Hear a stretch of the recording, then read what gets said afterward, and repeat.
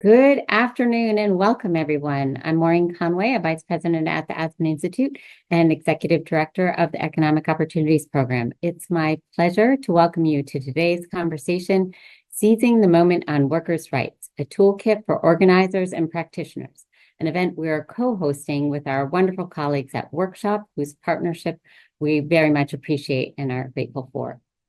This conversation is part of our Job Quality and Practice series. And this series, as the name suggests, is about what we can all do, all kinds of organizations, what we can all do to address the job quality crisis.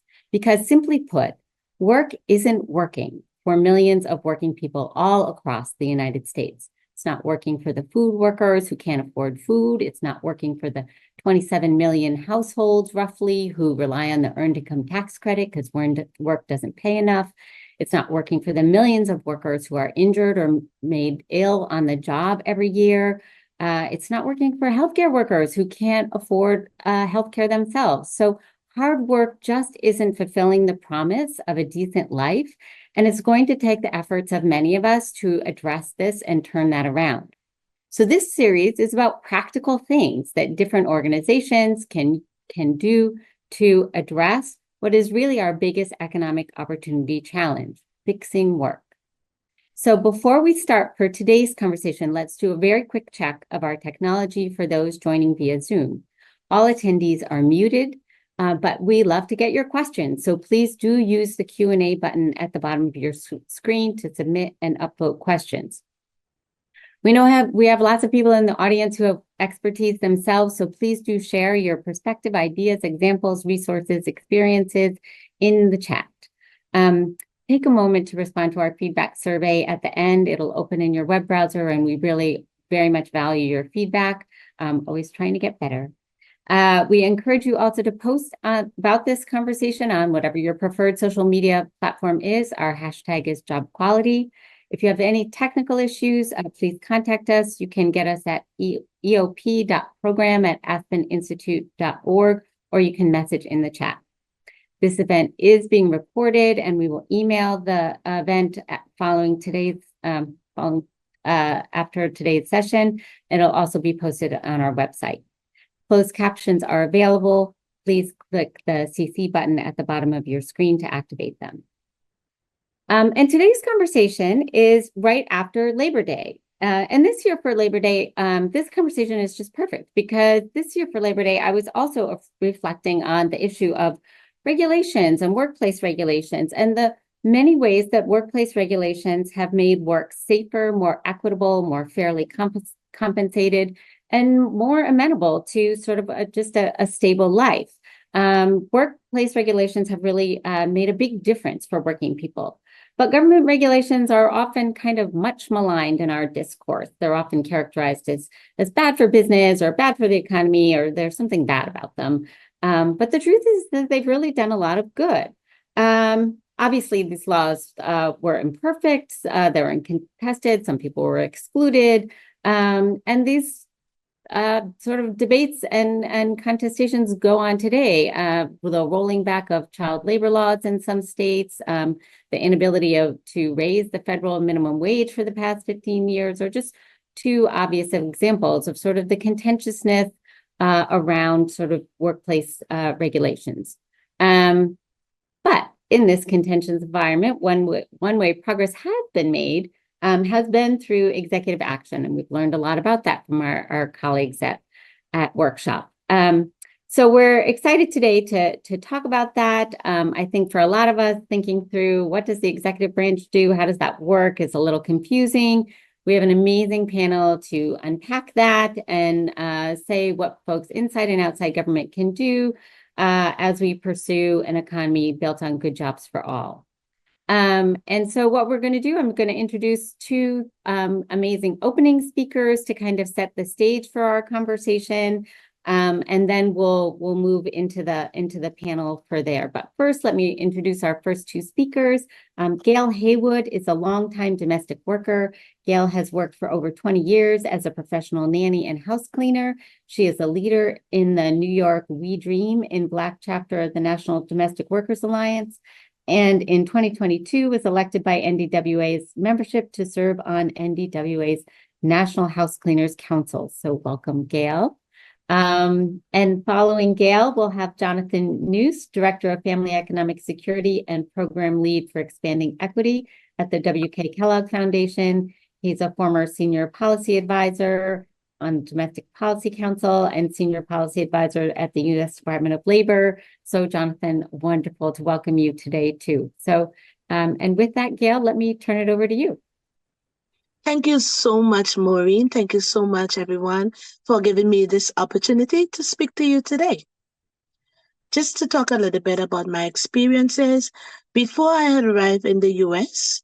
from my home, which is from Trinidad and Tobago, I would have never imagined myself as a domestic worker. Like so many of our immigrant domestic workers, I had another career. But when you come to the US, we find that domestic work is the only work available for us to do. My very first domestic job was being a nanny for a family with a baby and a toddler. I was expected to clean the house with the baby strapped to my chest, while the toddler was begging for attention. I cried at that job many days and was so humiliated.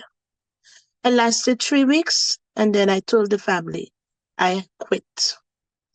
My next job was a living job in the county of Westchester for a family of 3 boys from the ages of 5.5 to 10 years old. I was doing house cleaning, cooking, doing the laundry for the entire family.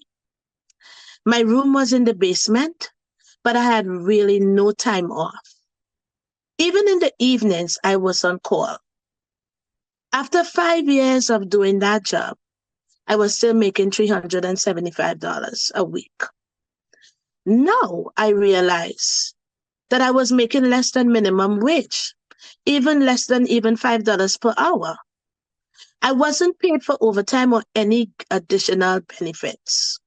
I worked with no contract, no paid sick time, no paid vacation, and certainly no clear job description. When I joined the National Domestic Workers Alliance, NDWA, I began to reclaim my self-worth. And I learned to push my employers to respect my work, which is the work that I'm doing. But it's hard because, the norm in our sector is so low. Wage theft, harassment, and unfair job description is so rampant. The high rate of abuse in domestic work isn't an accident. You see, this industry was built on the legacy of slavery. When other workers won basic rights in like the 1930s, domestic workers were simply excluded. Like countless domestic workers before us, we are organizing to change that. So far, we have one domestic Bill of Rights in 12 states and 3 cities. They include things like inclusion, anti-discrimination protection, inclusion in state minimum wage, paid time off, and more. I want to share just a few things that I have learned as a leader in this movement. The first lesson is that workers like me, we actually need a seat at the table, shaping policy solutions. It is so exciting that workers around this country are winning paid sick time and paid family leave. But house cleaners like me, we are left behind because you see, we have many jobs and do not work like a 40-hour week for just one employer.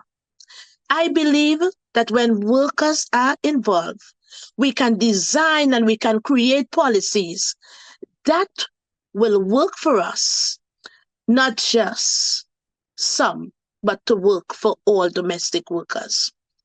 The second lesson is that when we win new rights, We need to make sure that workers know about those rights. Domestic workers in New York won the first domestic Bill of Rights in 2010. But to this day, we have so many workers still who doesn't even know their rights.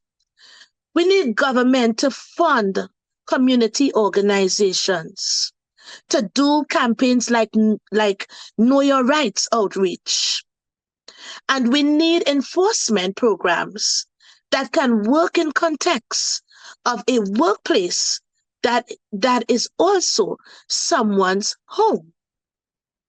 The final thing I want to share is that we need a massive shift in public opinion to go alongside new rights and protection. I was so encouraged when President Biden issued this executive order on care in 2023. And I continue to be encouraged by things like the Department of Labor creating for us a sample contract for domestic workers. You see, the message is clear. We are professionals just like workers in any other field. But still, there still is more work to be done. Domestic work continues to be terribly undervalued.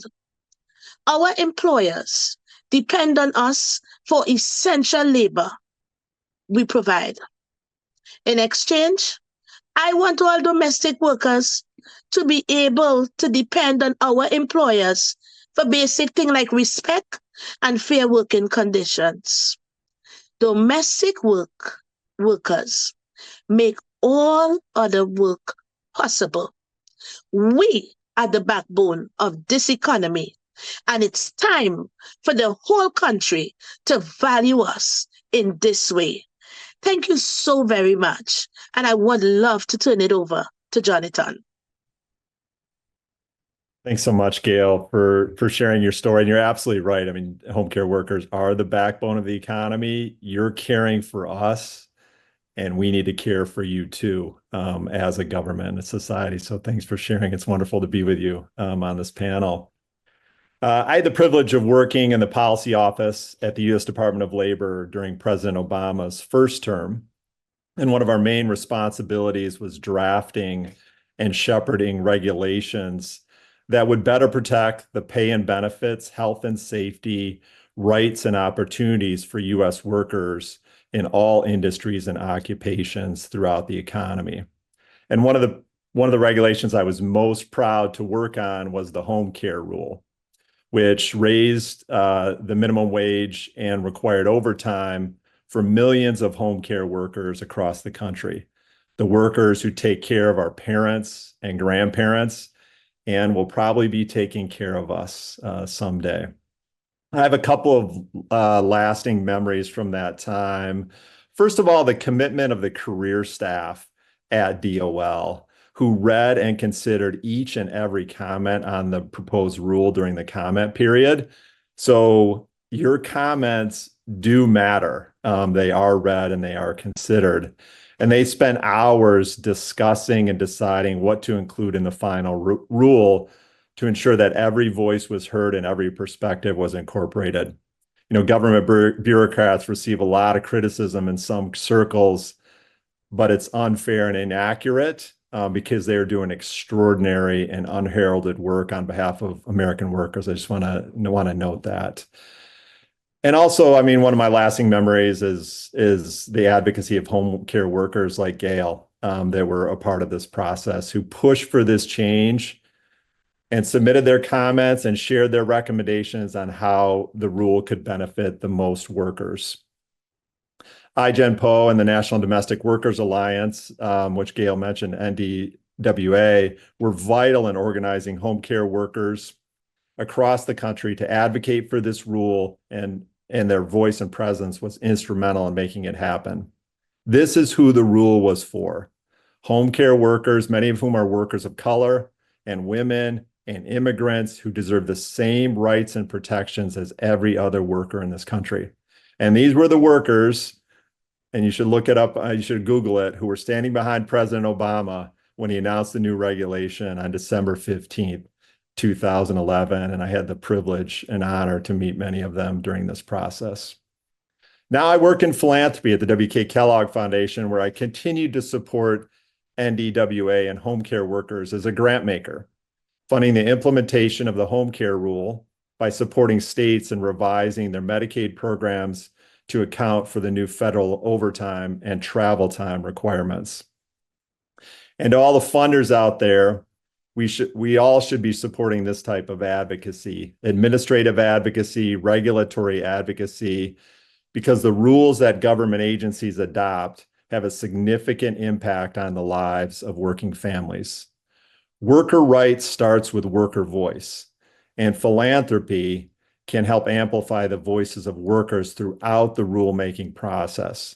For example, offering education and training on the regulatory process and what is and isn't lobbying, helping them organize and share their experiences, perspectives, and opinions, which a lot of the home care workers did in person at DOL, paying for their travel to attend meetings and join discussions with key administrative leaders, building their capacity to more effectively engage in the process, writing and speaking on behalf of workers that are part of their organizations.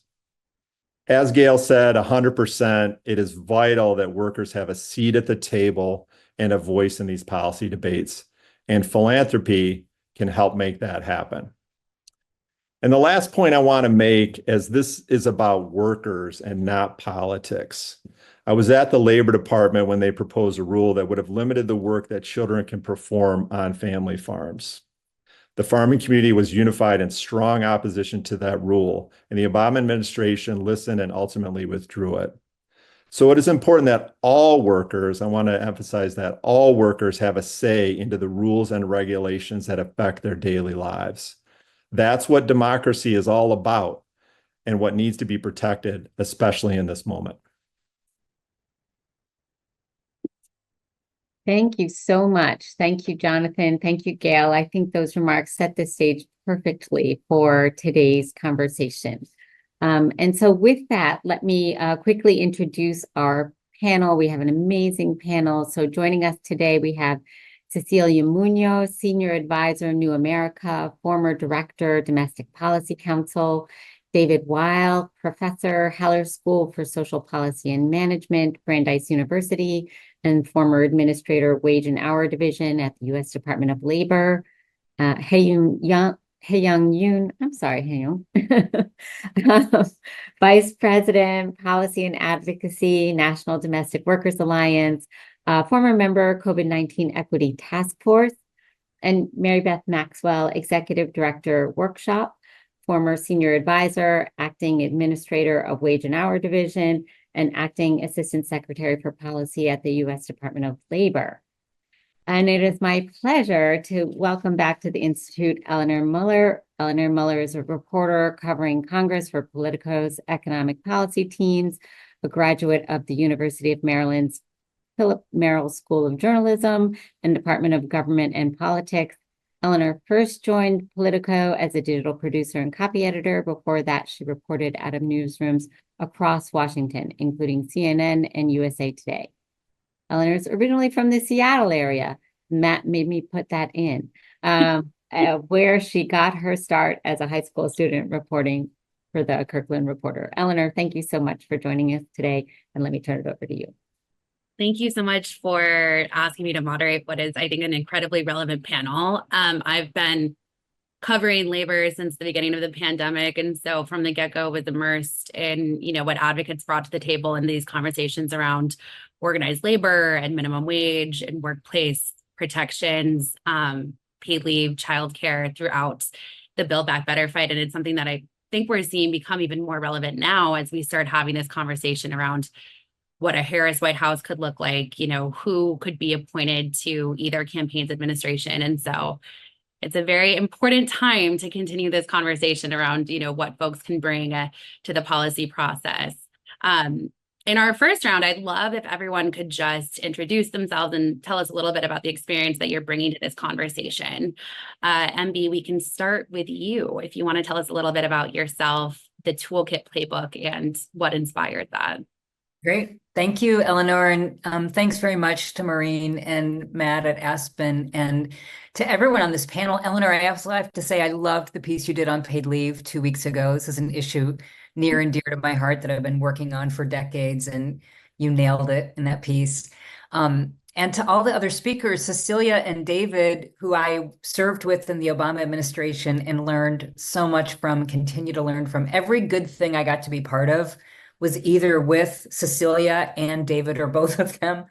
And Hae-Young was she was in the first cohort of workshop when we started that in 2020 before Biden even had the nomination, and we were scheming about how to work for care, how to work for immigrant worker rights.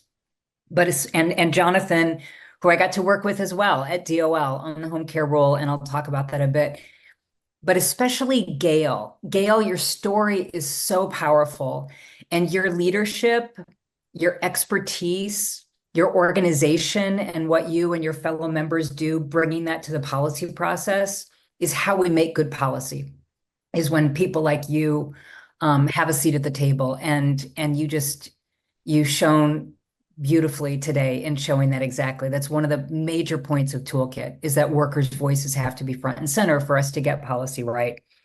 So I started, Eleanor, as an organizer, actually not a policy person at all. I was a grassroots organizer. I was the field director for an organization called Jobs with Justice, a scrappy grassroots operation that's like helping workers form unions and engaging community and faith and students to stand with workers.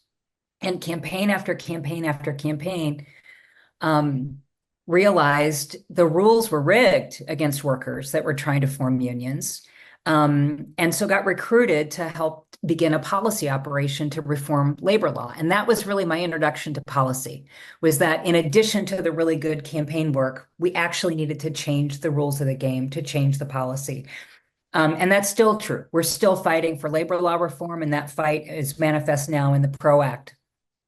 Then I served in the Obama administration and was working on labor issues and workers' rights, on LGBTQ issues, and on paid leave issues, actually. And it was a whole new world to me of how to get things done and how to get things done on a large scale. So as Jonathan referenced, we raised wages for millions of home care workers who previously had not been covered by minimum wage or overtime. We banned discrimination against for millions of LGBTQ workers who had faced discrimination in the workplace, and President Obama changed that with an executive order. But I knew, having come from organizing and advocacy, that the inside of government could be a really mysterious black box and really hard for people to understand. There were so many times when I would have organizers or advocates in the room and they would say something and I'd be like, oh my God, that is the wrong thing to say. And it's exactly what I would have said. Like, how are you supposed to know?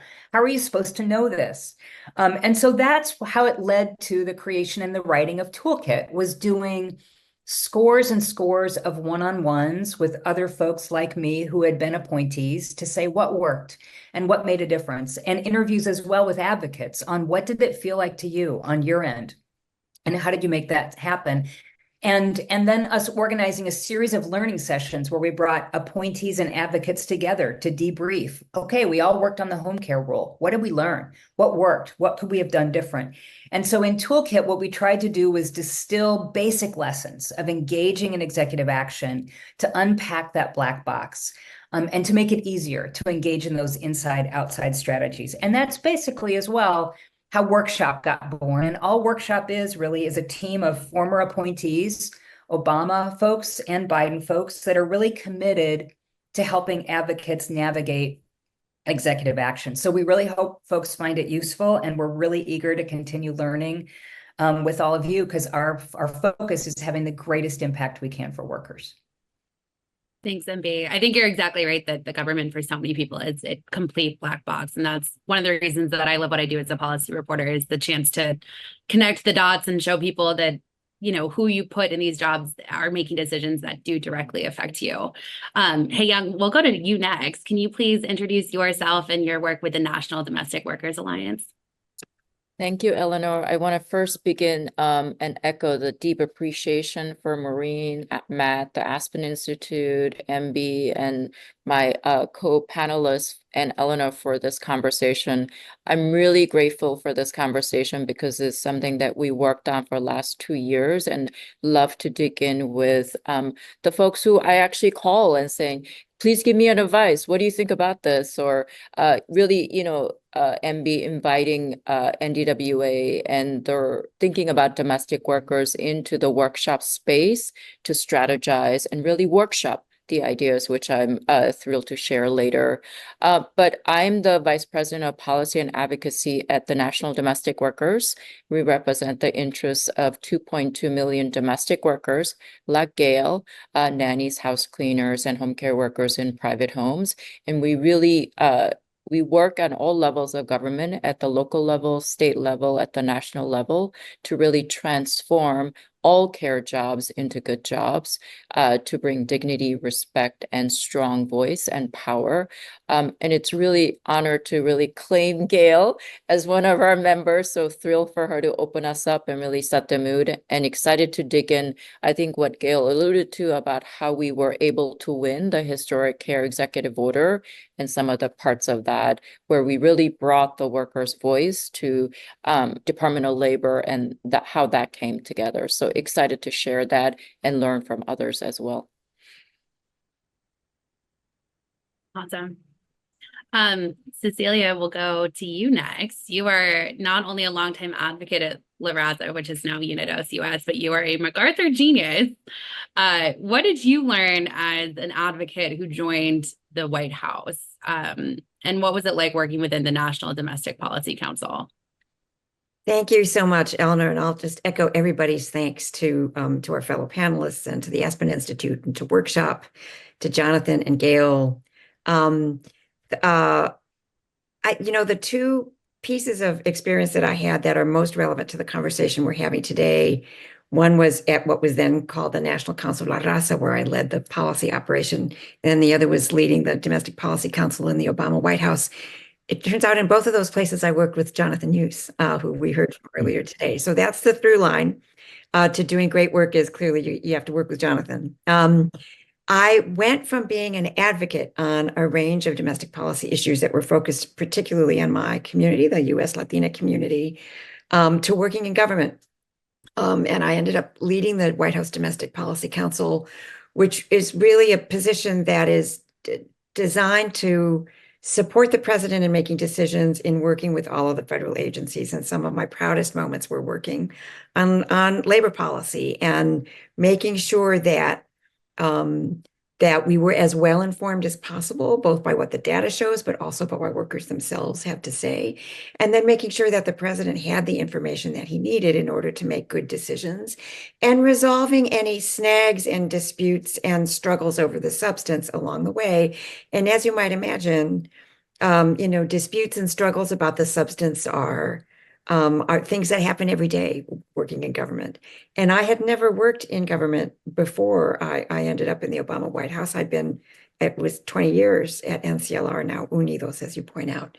But what I learned is that the skill set, I wasn't sure it was going to transfer, but it does. And I think that's actually important for this audience, that like what you know as an advocate, what you know as a person who is part of a community, or maybe works on behalf of a community, in the way that Gail works on her own behalf and on behalf of workers like her. What you know turns out to be really, really valuable, essential in the policymaking process, because ultimately policymaking is about the people who are ultimately affected by policy. And it's important that it be informed by data. It's important that there be analysis in order to understand what the implications of the policy might be. But the most important inputs are from the people who will ultimately live with those policies.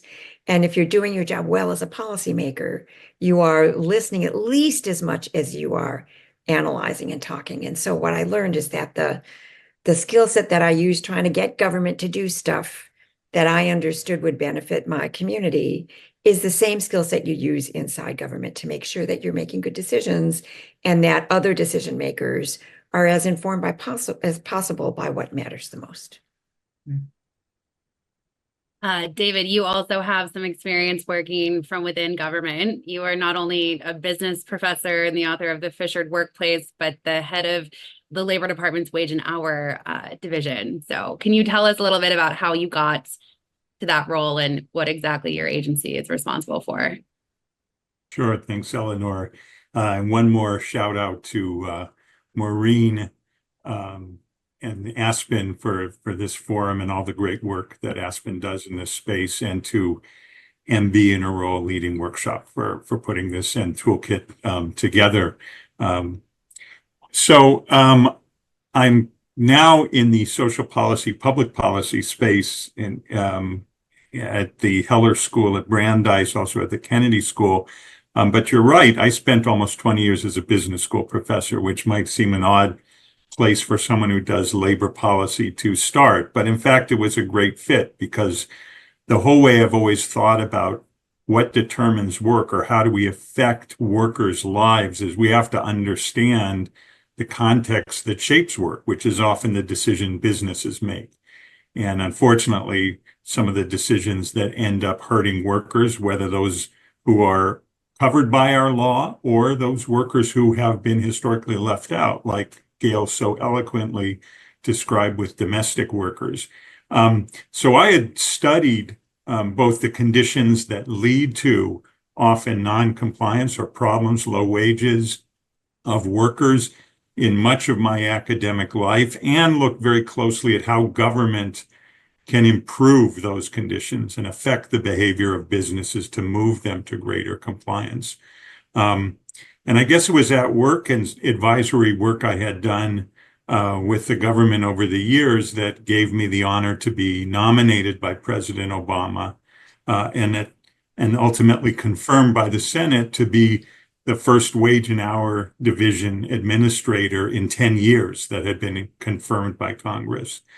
And I took that opportunity very seriously, knowing how difficult it was given the controversy around the position and the agency. The agency does what we all, in some ways, take for granted, that workers are paid when they work, that workers are paid a minimum wage, that they're paid overtime, that we enforce our child labor laws, that we enforce all of the different federal contracting laws that also help protect workers and require companies who get the benefits of government funding to make sure the workers who do that work are paid according to standards. So wage and hour is at the front end of actually making sure that the laws and regulations on the books actually translate to reality in practice. I thought I knew a lot about how the wage and hour division worked before I became the head of it.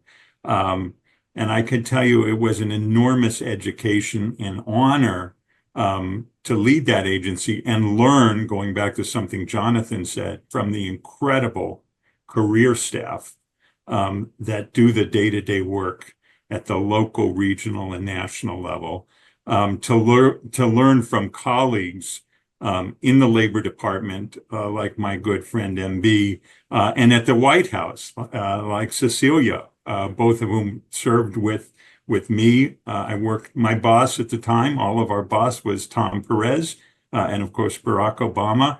But Tom Perez was the master of the metaphor. One of the things he often said is, who do you want to be in a foxhole with? And I think one of the reasons we got a lot done in the Obama administration, I think one of the reasons the Biden administration has moved the ball so much is there are great people who are working in the foxholes, both in political positions and working with our career staffs to make these things happen. And a lot of my learning came from being educated by those groups, as well as the advocacy world, who were really our connectors to the workers we were trying to protect. And I'm sure we're going to talk more about those very vital and essential connections.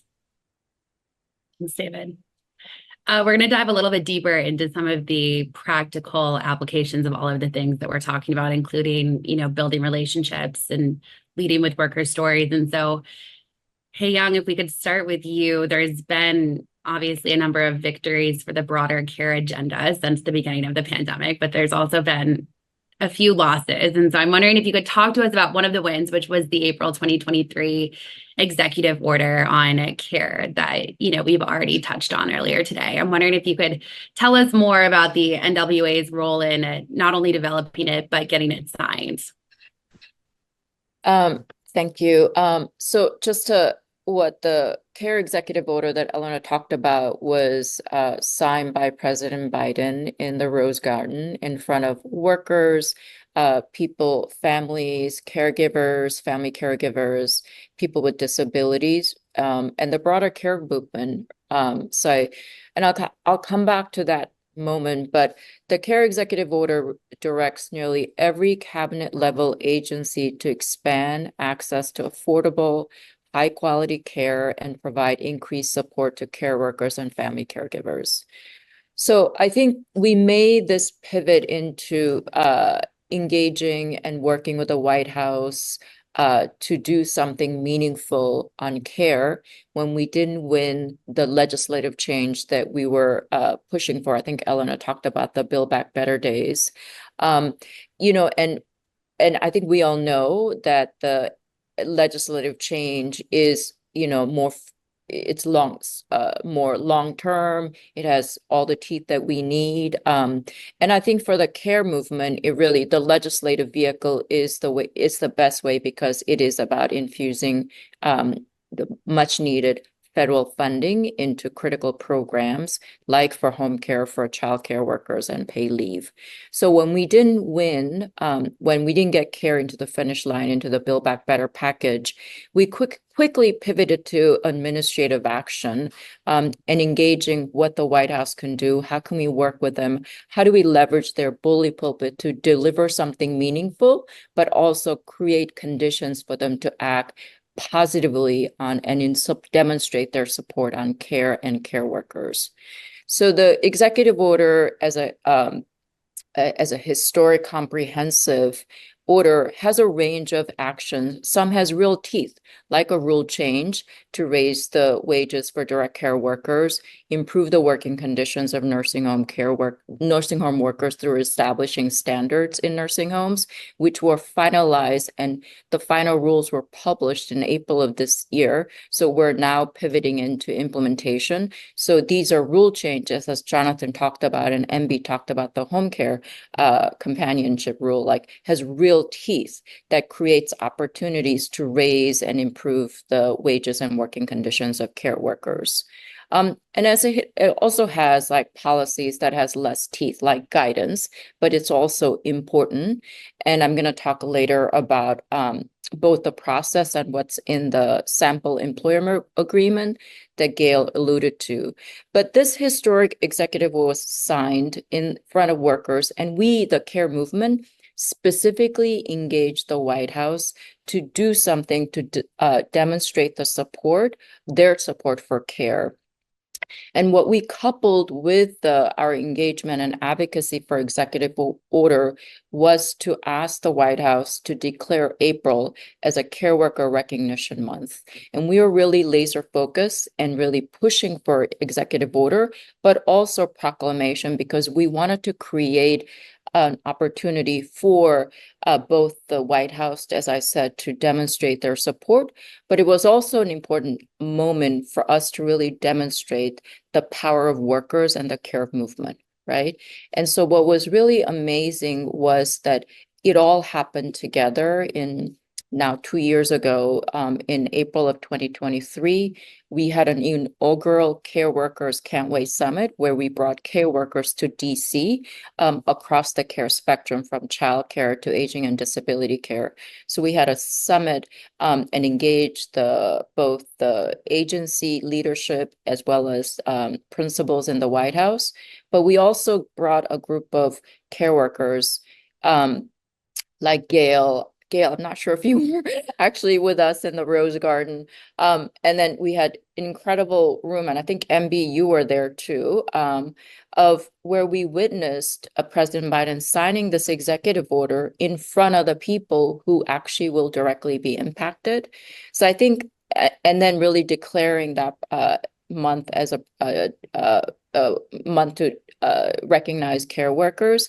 And so the executive order and the proclamation that was signed in 2023 really give us a lever to continue to build a momentum and continue to elevate the importance of more we need to do on the care front. So in 2024, we celebrated, we went back into the White House. The White House convened a care convening for us. We had an incredible town hall with congressional members.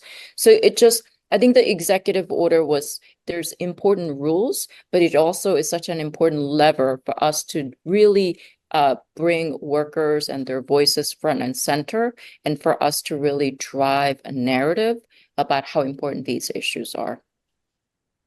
Yeah, I think this idea of the bully pulpit is a hugely relevant one, because I think we all know that no matter how the election goes, we're going to be dealing with incredibly narrow margins in Congress that make it very difficult to get things done. And so I'm wondering, David, if you could talk a little bit more about what we've seen happen on the federal minimum wage. It's been stalled legislatively since 2009, but the government has made progress through executive orders, which of course it can do unilaterally. Can you tell us a little bit about your work in this area, including, some of the struggles that you may have faced internally? Sure. And in some ways it picks up with Heyung was talking about the importance of executive order, where you do have congressional gridlock and an inability to move something one would think as basic as minimum wages forward. President Obama decided that because of the inability to get Congress to act on his proposals, we needed to do it by requiring federal contractors to up their game to pay a higher level of standards, which at the time was fighting for something called 1010, raising the federal contractor minimum wage to $10.10 an hour. President Biden took up the same idea because of the continuing logjam in Congress to move that same federal contractor minimum wage up to $15 an hour. And a lot of the setting for that is very similar to what Heyung talked about in terms of getting the advocacy world together, the workers who would be affected together, the employers, the contractors who were going to be affected, to push and ultimately to get signed that contractor increase in the minimum wage. What we often don't think enough about, and what advocates need to think about, and I think this is really highlighted in Toolkit, is there is a next process about issuing those regulations that is anything but simple, and is something where advocacies, the push from the outside needs to continue, that the work isn't done when the president signs the executive order in the Rose Garden. That's just really the beginning. One of the other complexities, something you learn when you work in an administration, whether it's the Obama administration, the Biden administration, or the Harris administration, administration implies like it's one body, and it ain't. There are many pieces to an administration, and making a regulation move through the multiple pieces of that is not easy. With the 1010 minimum wage, there was a lot of discussion between different federal agencies who would be affected by raising it to the 1010 level. There were different views within the White House about where to raise it to and how far one could go without having other economic effects that were also part of the agenda. And so navigating that was a very complicated thing and took a lot of time and a lot of energy of different parties within this administration. One of the things, and we had a lot of partnering and assistance and pushing from both inside and outside to make that happen. But I always remember a moment where we had been working for, it seemed like not sleeping for weeks. And I looked out the window of my office, which overlooked the Capitol, and I saw a huge rally outside. And when I asked someone who worked with me, what's this rally about? They said, well, it's the fight for 15. They want to raise the minimum wage to $15. This is in 2014. And I have to admit, my first reaction is, are you kidding me? I mean, we're trying to get 10-10 and these people want $15 an hour. Well, I've come to realize that is exactly the process that has to happen, that it is the role of advocates to keep pushing the boundaries to protect working people, but they need to understand the work of government to keep up with that is also very complicated. And I think it's that push and pull that ultimately, though sometimes difficult, is what moves the ball on something as vital as the minimum wage for working people. In both what David and Hae Young talked about, there was a lot of intrinsic relationships that went into both of, those storylines. And I'm wondering, Cecilia, could you tell us a little bit more about the importance of relationships in this work, as well as, what you've learned about how you frame these issues? Yeah, thank you. In some ways, I think this is a great illustration of what David was just talking about. I mean, you need the folks working inside the government, the amazing people that David was just talking about, do a lot of analysis and explore the research base. But it's also really essential for folks to have relationships, again, in the communities that are affected by the policymaking work that they're doing, in order to really make good decisions and to make sure that those decisions are really well informed. So I'll give you an affirmative example and a negative example. The affirmative example was when we were working on, we thought of it as the poultry rule. This was something that was being put forward by the U.S. Department of Agriculture that addressed kind of the needs of the industry, the poultry industry, but it also would have an impact on poultry workers. And the folks from the folks from the workers community didn't necessarily have the same relationships in the Department of Agriculture that they might have, say, with the Department of Labor or other parts of government. So it was really, really important to bring them into the conversation so that we didn't end up with a lopsided rule. And so the fact that there were people in the conversation who had relationships with the labor movement and with the community of workers that could bring them into the conversation turned out to be an enormously important tool for someone like me to make sure that we could get to balance, or that we could understand the kind of various pressures that we needed to understand in order to come up with a good final product. So those kinds of relationships are really, really essential. And then to give you a negative example, at one point, and this is a conversation which is still ongoing, a rule which has been since updated by the Biden administration on overtime, on setting the level at which workers are required to be paid for overtime. We were diligently working on that rule. There was a lot of debate about what the evidence really showed the impact was going to be. I see David nodding, it's a very complex question. And at one point we sat down with folks from the business community, the U.S. Chamber of Commerce and others were part of that meeting. Those relationships were important because the idea is you should really make sure you are informed by all of the sectors who are going to be affected by something in order to make a good decision and in order to give the president ultimately the information he needs to make a good decision. And the Chamber of Commerce spoke first at that meeting. And what they said was, thank you very much for inviting us. We're going to sue you when you come out with this rule. So we have nothing more to say. And that was literally that was the whole meeting, because after he said that, nobody else in the business community was going to say anything. And, he was making in some level a political point, but the impact of that ultimately was to deprive the folks who were working on this rule of the perspectives of the entire business community, because they refused to discuss them because they objected to the fact that we were actually even in a conversation about the rule in the first place. So that's maybe a powerful political tool, but use it at your peril, because it means that you're cutting yourself off from actually providing information to policymakers who maybe are going to go ahead and do it anyway, as we did, just without their input. So it kind of, hopefully that shows you from both directions why relationships are important and how you can use them in destructive ways. But then it's also important, and this is something that Toolkit also gets into, to make sure that you are framing the issues that you're working on as winning issues. Create the tools for them to develop the kind of momentum that you've seen around domestic workers that has, as you've heard, has taken a lot of work and a lot of framing and a lot of eloquence from workers themselves.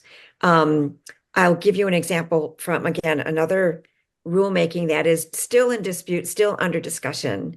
This is a rule that has to do with financial advisors actually being required to give you financial advice that benefits you rather than lines their pockets. Its first iteration, we referred to it as something called the fiduciary rule, which is something the policymakers understood and the industry understood, but which nobody else in America understood. And the industry was really aware of this, and so they worked really hard to kill this rule. And so when it succeeded, and then when it came back up, we learned some of the lesson from that, and it became the conflict of interest rule, which hopefully explained a little better. We were trying to prevent financial advisors who had their own interests in mind and should have been focusing on your interests from giving you bad advice.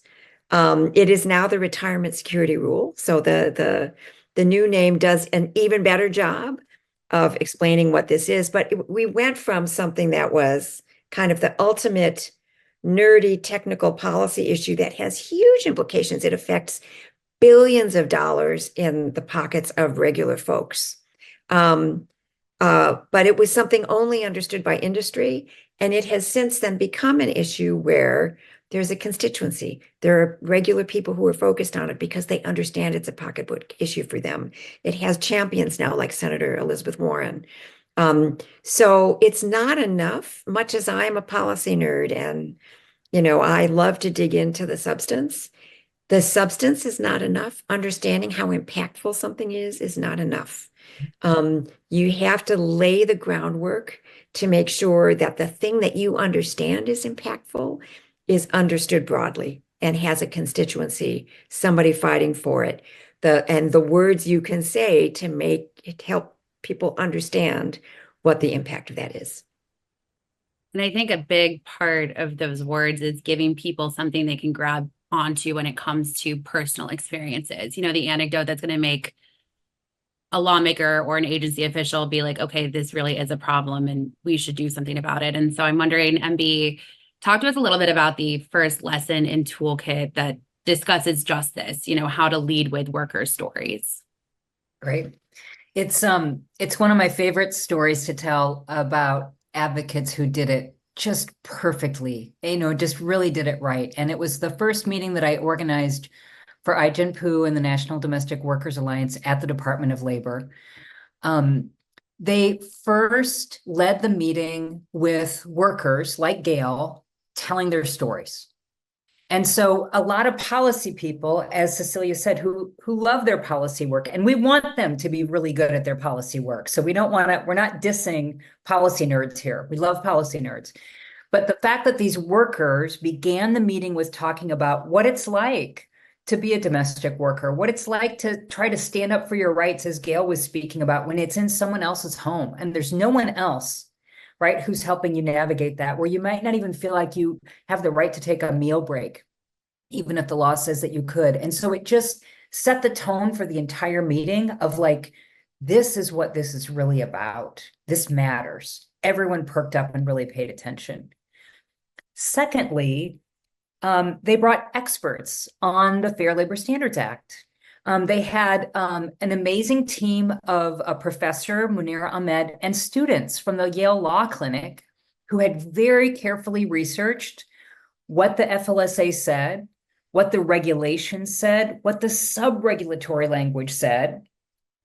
And then, right, and so the career folks in the room, their eyes lit up. They were like, oh my God, they speak FLSA. They felt respected and they could really engage with them in a serious way. It was a brilliant move.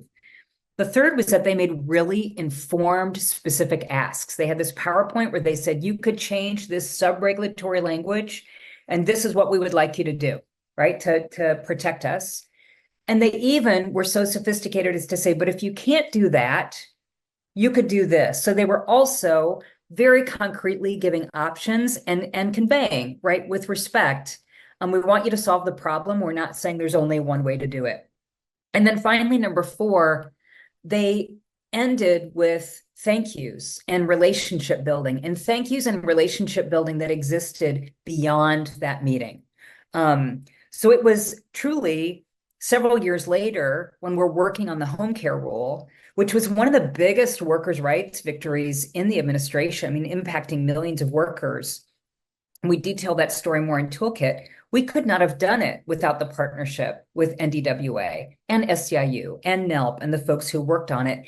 And the piece that I would note as well is those very specific asks they made, all of them ended up in the rule. Like, that was the difference between a good idea or a problem, but a specific solution and a way to get it done. Those are the things that are most likely to get done.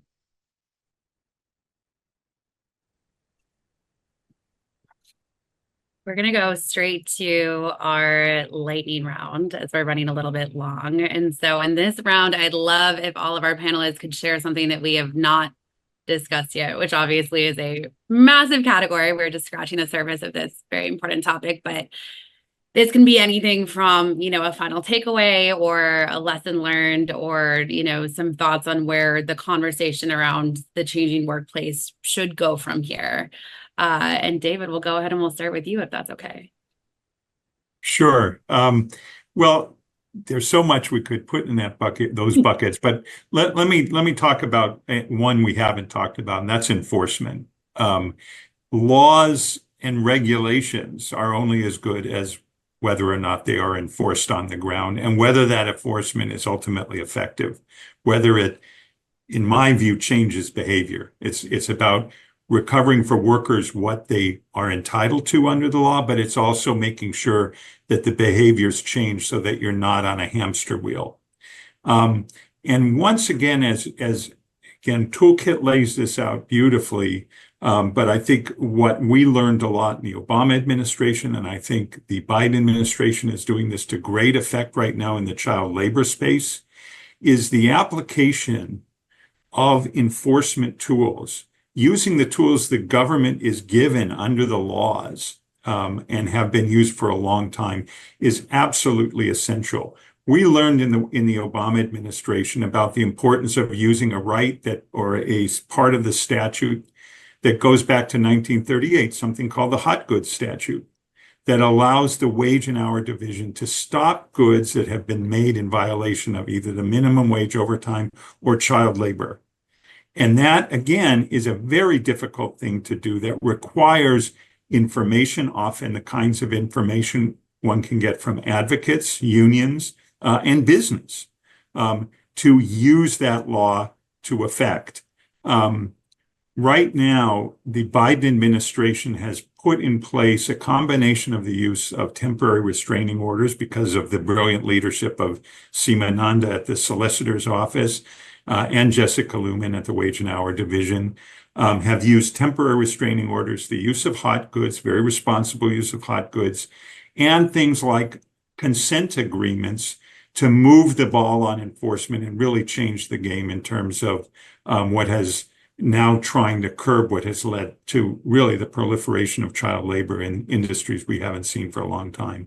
Really understanding those tools working in tandem with the government is a key thing that can bring together the advocacy world, the union world, and enforcement, and still within what is required within our statutes. So I would leave with that very important message. Thanks, David. Hey, Young, what would you be remiss to wrap this webinar without mentioning? So I want to take another example to demonstrate all the kind of bringing it all together. So another provision that is part of the CARE executive order is directing Department of Labor to publish sample employment agreement between domestic workers and their employers. So I want to start, and Gail alluded to this, like she said, like, you know, that she often worked without a contract in the past. And so during COVID, we heard a lot from our workers, domestic workers, about what was happening to them. Because they didn't have a contract, they were asked to do work that was not part of their original agreement about what their responsibilities. They weren't paid for the additional work they did, right? So we really took that in. And then what we did, and I think this was also like the kind of bringing that like problem that our workers were struggling with into the workshop space, right? And thinking like, what can we do, right? Absent legislation, what can we do leveraging the bully pulpit of the Department of Labor, right? And so we brought skeleton ideas of what we could do. We pulled things from what was in our legislative change and brought that space. And that workshop space allows us to workshop and strategize and kind of think through pros and cons of what did and what did not work. And so I took that and brought it back to our workers and got their feedback about what is your top 3 things you would want to see in a contract, right? And so there was a very much of an iterative process within our members. And then I took that to the Department of Labor and said, here is what I think you can do under the law. You cannot mandate an employer agreement, but you could leverage your bully pulpit. So I did some engagement with them back and forth. And then we also brought a group of workers and employers and sat down with the wage and hour administrator and the director of Women's Bureau and created a space for them to hear directly from both workers and employers about what is needed, what is missing, what could happen if they had this kind of an agreement, right? So that process was so important. And every step of the way, I think it's engaging, like everyone, what people talked about, really digging into what the workers need, but really tapping the expertise of others, policy expertise, and also working on the relationships within the agencies. And so I will end this with, so we won this huge employment agreement. It is translated, it's in English and 5 other languages. That is so important for our workers. And we are now taking those agreements and moving into implementation and working with Gail and other worker leaders to make sure, experiment about how we take that and really deliver for workers, that it is a tool to empower workers. It is a tool for workers to engage their employers to create fair work agreements. Thank you. Cecilia, what is your closing note for us? 3 quick things. One, if you are an advocate for workers, don't forget about immigrant workers. As you heard, we're often folks who are invisible, who are working in isolation, who you sort of know that they're there, but you don't think about it. Please to remember to put immigrant workers at the center of the work that you're doing is 1. 2, in organizing your relationships with government as an advocate, think about organizing them the same way that you're doing organizing outside of government. Remember what you know about building relationships. Learn what the self-interest is of the folks that you are engaging with. Assume that they support you unless you find out otherwise. Find ways to collaborate. Think of yourself as being on the same team but playing different positions. And treat them with respect even when you disagree. Ultimately, you need them to be moving your thing forward. And so you should be thinking of them as part of your team. And then the third thing is to think about whether you would consider serving in government yourself, at the local level, at the state level, at the federal level. I never thought in a million years I would work in government, and then I did it for 8 years. And the experience is really extraordinary, and it's also really educational. And so the fact now that I have government experience as well as experience as a policy expert and advocate together, it just has broadened my skill set to try to make a difference for the world. Thank you. MB, last but not least. Okay, 3 quick things as well. Number 1, one of the most amazing things about the Biden-Harris administration has been their really full-throated support for workers who want to form unions. And on all of the issues that we work on, wages, safety, AI, care, immigrant workers, all of that, Workers are going to be in better shape to fight for those things if they do have a union. So we have to be fighting for workers' rights to form unions. And some of that is through executive action, and some of that will be through legislation, like the PRO Act. So inviting folks to join us in that. The second is that there is a really, I was going to say, a really hot issue, a really exciting issue you could be engaged in right now. And that's the heat federal standard that's been put out by OSHA. We are right now in the public comment period. The notice of proposed rulemaking is in effect until December 30th. And we need you to be submitting your comments. Economic analysis, data, worker stories. And I think what Neha is going to be putting in the chat is a really easy portal for you to be able to be participating in that and submitting comments to the Federal Register, and great resources from a range of coalition groups that are doing really good work on this heat rule that will affect 36 million workers. So if you want to be engaged with that, email us and we will plug you in with amazing organizations that are leading that campaign right now. And the last thing that I would just say is, please join us in engaging in executive action. There is so much good to be done by engaging with the executive branch of the federal government. So much we can do, and we need the work that you're doing on the outside and that inside-outside thing. And if you need help, I promise you, you're 1 to 2 degrees of separation from someone who can help you.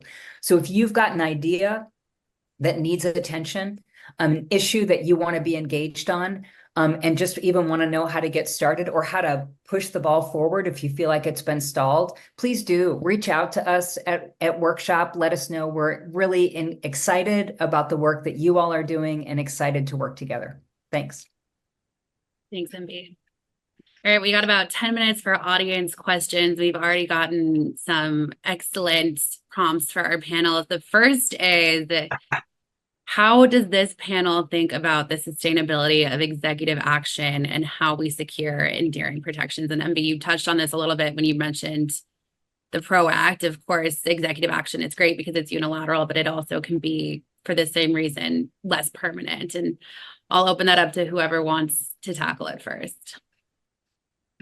I mean, I'll say one thing is that as important as executive actions are, they sometimes become the focus as a shortcut to dealing with things legislatively. Certainly in the immigration context, we've seen a lot of the limitations of executive action.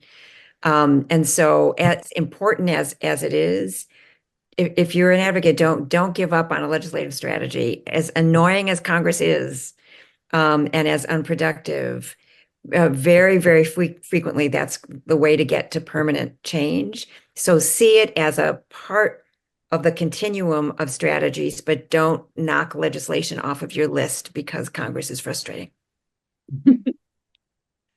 Anyone else? If I could add just one thing to that. I mean, lots of folks are aware of like some really hard decisions from the Supreme Court this summer.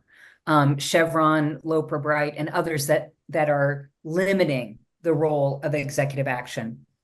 We are going to have to be strategic. We are going to have to be really have our I's dotted and our T's crossed in terms of the data. And we're going to have to make strategic choices about what things we pursue in executive action.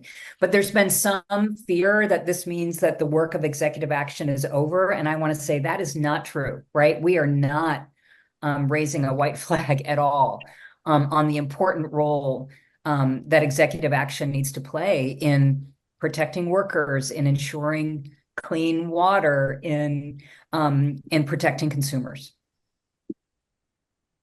I'm glad you brought that up because we actually got another question specifically about the Chevron decision and what the implications of that could be for executive action. Does anyone else want to speak to the Chevron case and what it might mean for this conversation we're having today? Well, I would just build on what Cecilia and MB said, which means the calculus about when one takes it through Congress versus try to do it through executive action has definitely changed because of the Supreme Court decision. And I think advocates need to think hard about that and think about where any avenue is going to be harder now. But it doesn't mean I share MB's optimism. That doesn't mean executive action is over. But I also share Cecilia's view we should not forget the importance and the power of getting it right in legislation. And those are twilight battles. We all know that. It can take years to push that through. That doesn't mean they're not important. The last point I'd make, there's a third piece we haven't talked a lot about, and that's litigation. When we were in the Obama administration, we thought everything was being litigated. We had no idea how worse it could get. And of course, litigation strategy and responding to litigation against these actions is another whole domain where there's got to be really hard, strategic, coordinated thought about the role of advocates in doing that work. All right, third question. Not all of these conversations obviously are happening at a national level. And so I think that someone asked, how do you think the lessons of executive action apply to those working on local or state policy change? And Hey Young and Gail, I feel like with the NDWA's work, you both would be well positioned to speak to this.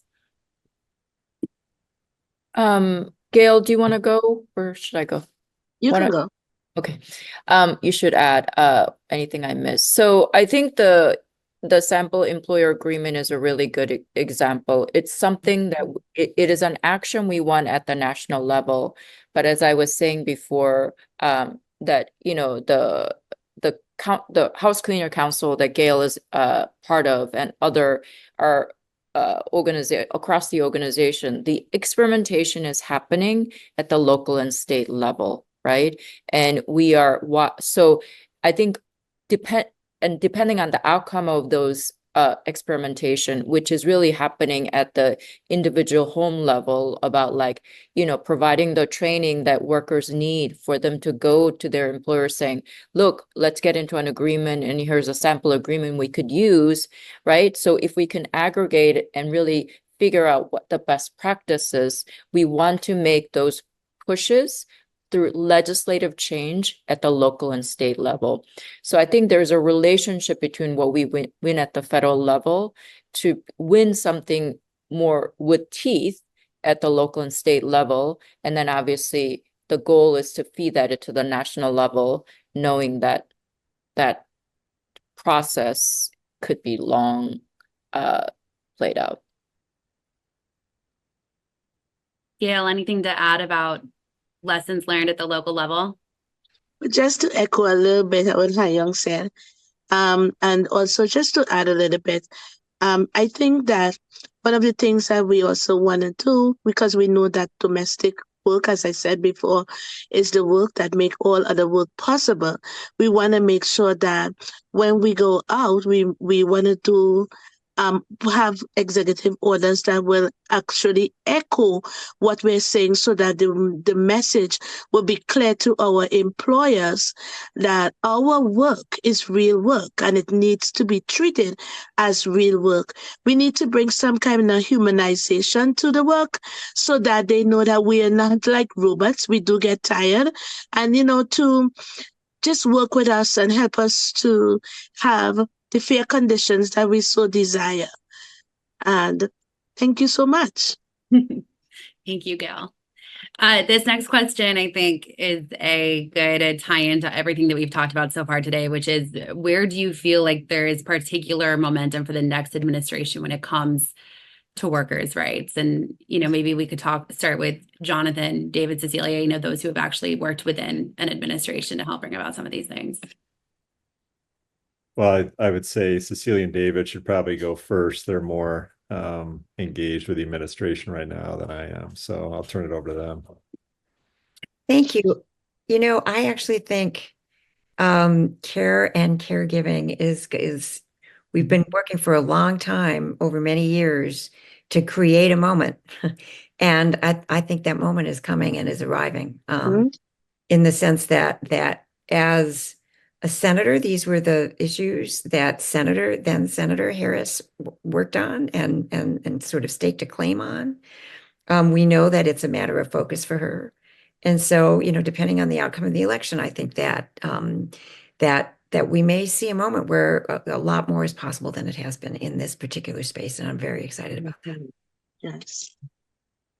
I agree on care as a huge issue. I would add worker voice. We have unprecedented level of positive public attitudes towards unions and their vital role. We have had incredible success in organizing industries we haven't been able to organize in decades. Young workers are just much more both interested in unions and doing creative things, breaking the mold. Jennifer Abruzzo, the general counsel of the NLRB and the NLRB itself, has shown that even with this, what is a very broken law, there's still a lot that can be done. And I think those would be very active areas for a Harris administration. Can I just add? So appreciate the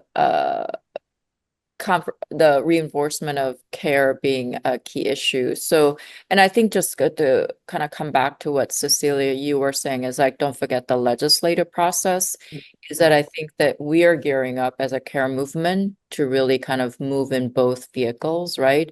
We want to go, we're all in, depending on the outcome of the election, to make the changes through the legislative process, but always be ready to pivot if we're not able to get to the finish line for whatever reasons, or we don't have the most optimal political conditions to win it, that we pivot to and engage in executive action.